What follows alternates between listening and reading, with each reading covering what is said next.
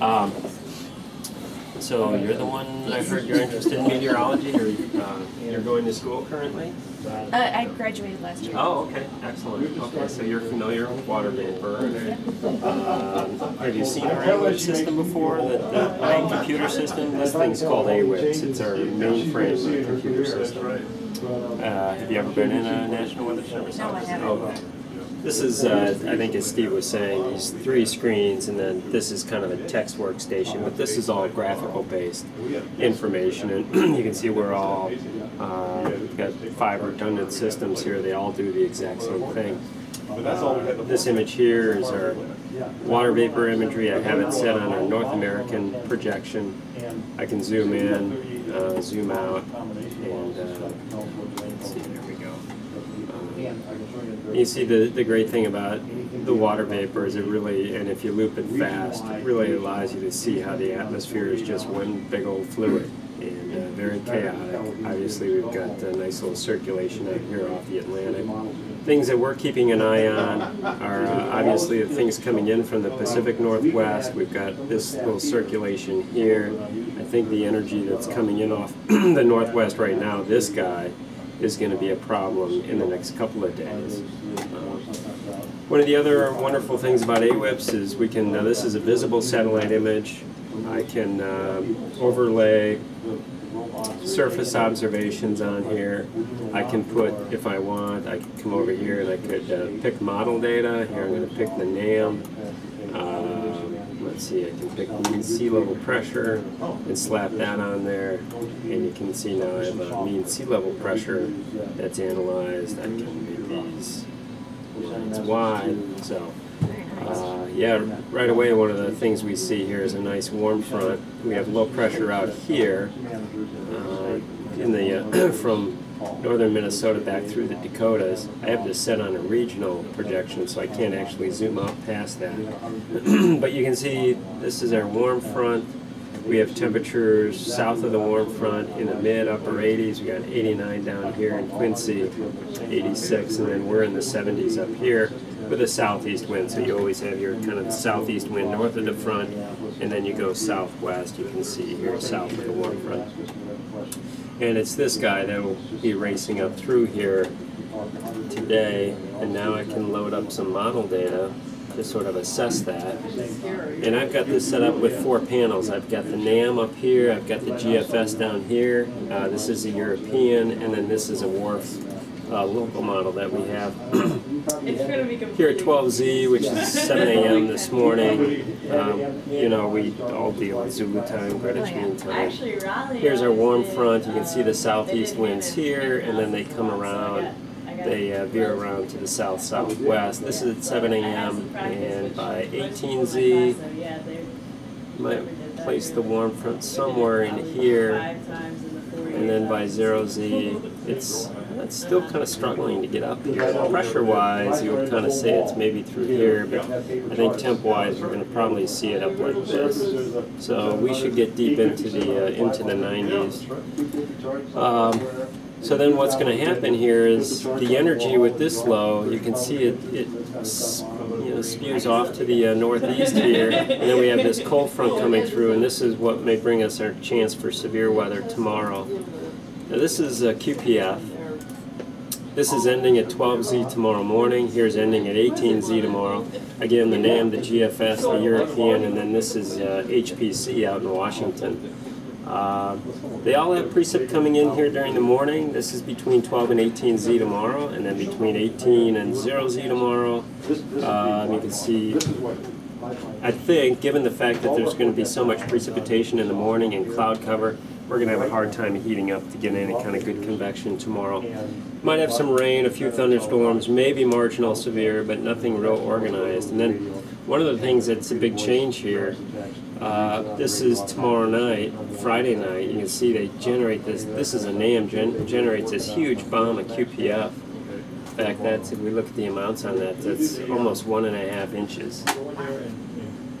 The NAM is known for doing that, and sometimes it never even materializes. So it's one of those things where you have to really be careful what the models kick out and what you want to believe in.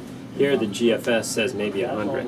So these are the challenges we're always dealing with. We've got one model that says maybe 1.5 inches of rain. This one says maybe 0.03. This one here says, huh? Yeah, those are in the middle. Yeah, this one's about 1/4 inch or a little more, and this one's between 1/10. That's about 1,600. So now this hasn't come in yet. This is last night's run, so we haven't gotten the new 12Z run from the GFS, which of course is going to ingest a whole new set of upper air data and that sort of thing. So we'll see what the GFS does. And then this is kind of the big change in the NAM. This is for Saturday. It's just going completely bonkers. Now this is what we would consider almost convective feedback, where it fires off some convection that sort of feeds back into itself and then just goes completely crazy. And we sample the amounts up there, 2.3 inches in that bullseye. So that never happens, that we would see there's something right away. I can see there's something wrong with the model there. I don't think we'll see those amounts, but what it does say is that there's a potential now, a higher potential for some precip. That's Saturday night going into Sunday, and then after Sunday, or Sunday and beyond, you see we get into this nice big high, and then that sits there. We might get a little clipper coming in. That's Tuesday night into Wednesday of next week. That's new from what I worked yesterday. In fact, that looks very cold. This actually, we're starting to get some good lake effect. So temperatures look like they're going to be pretty chilly. So what I can do is, this is how we actually generate our forecast now. I'm curious about those Thursday highs. Mid-70s, mid-70s, 70 on Tuesday, mid-60s on Labor Day. So that's chilly. So this is how, when I got into, in fact I moved to this office in 1990, so I've been here about 21 years. And when we first got here, we had an AFOS system, very archaic. We used to generate our forecast on one of the first iterations of a PC, and we'd just type it out. We would look at model data. Of course, it would just be printed out on a few sheets of paper. You'd look at it and come up with a forecast, and you literally would just type it up by hand. Now what we do is we have this whole suite of information, all these satellites, these models. We have all kinds of text products we can look at, and then we come over here, and this is GFE. This is Graphical Forecast Interface. And what we can do is, this is the min temp, min T for the surface, and that's for tonight. And what we do, in fact, I'm going to go back here. This was last night, so I can think around on this without hurting anything. And I can come around here, and let's say I want to warm things up a little bit. I think that's too cold. I can just do,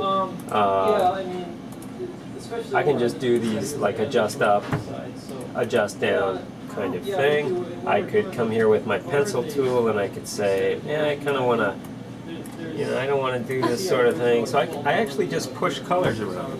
And that's really cool. And that's how I actually come up with a forecast. Now, another way is we can use, well, what I'm going to do here so I don't ruin any forecasts, is just revert back.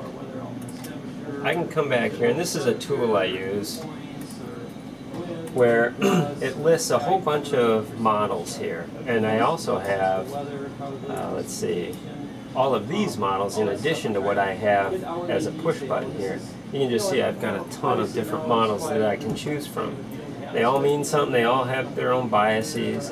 I also can come here and you can see I have a whole nother set of models here that I can pick. So it gets overwhelming trying to figure out which one I want to use. Now the thing is, I do know which models every month. In fact, I just did this morning, is every month we run a verification and we find out what models, how models are performing.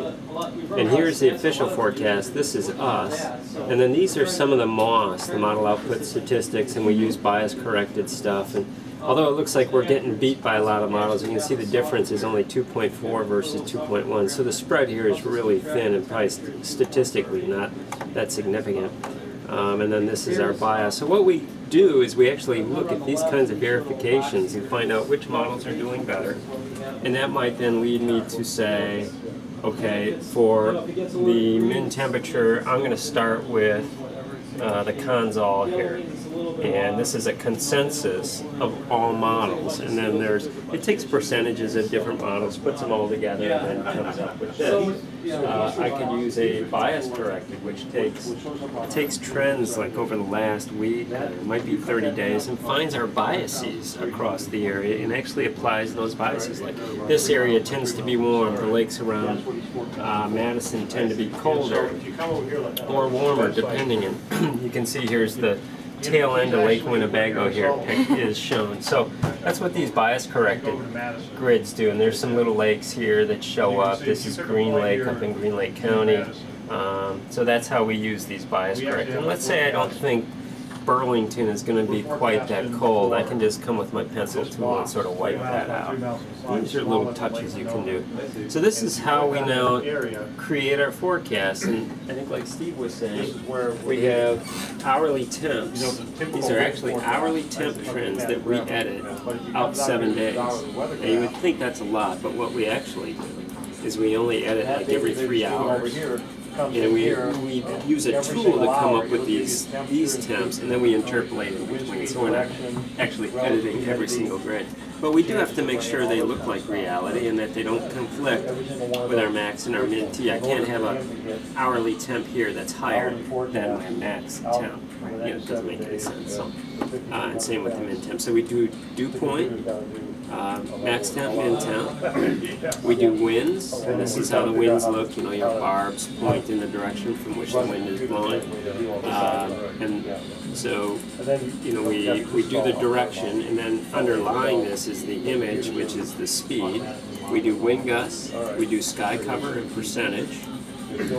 We do weather, but first we do our probability. So this is our probability forecast, say 28%. Last week, when the hurricane was going to New York City, the Weather Service had all the officers from Montana eastward do 4 days. So we doubled, so even Montana was launching 4 days to try to get better data into the models. Let's say I'm gonna, here's our current weather grid. Let's say I want to take it up to, let's go crazy. Okay, and I'm going to take our current weather grid. This would be for tomorrow afternoon. Let's say I want to go likely everywhere. So here's my tool, and then I say, make weather off of my pop. And now I've got likelies everywhere. So that's how I actually create the wording of likely or chance or that sort of thing. Now I'm going to revert this back because I don't want to go that high. Go back to where we were. So that's how we first do our probability, and then we create our weather from that, and then we create the amount of precipitation we think is going to happen with that. Then in the summer, in the winter, then we have to do snow amount. So we put our snow amounts in here. If we're looking at ice, then we got to put ice accumulation in there. So it just goes on and on and on.